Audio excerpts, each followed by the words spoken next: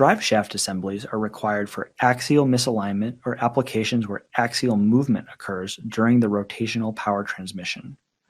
The axial slide can also be used for easy installation on the assembly by compressing the assembly and sliding it into a connecting shaft. Driveshafts offer flexible links as needed.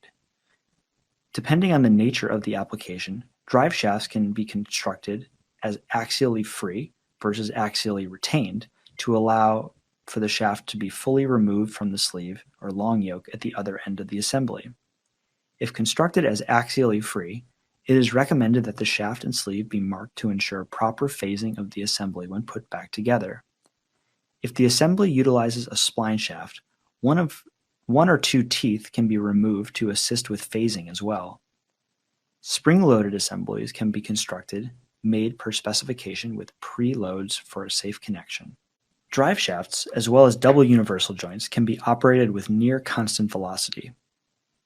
That means a typical speed fluctuation between driving and driven shaft that is present for single universal joints during a full revolution is compensated. For this to happen, inbound and outbound yokes need to have the same angle, either in a Z or W arrangement. One note of caution: even though driving and driven shafts are now at constant velocity, this is not true for the center. This is still fluctuating, which can cause problems at elevated speeds. This is all depending on the size, torque, and length of the assembly, but our engineers are happy to assist with any specific application questions.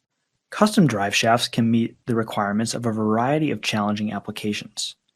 These examples show how the custom assemblies come together with both custom hub features as well as a custom shaft for axial movement.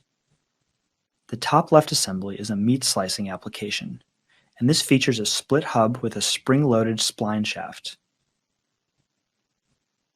This is also referred to as a quick change assembly. The drive shaft in the top middle is used in packaging equipment and features male ends that are turned down with a square shaft that is not spring-loaded.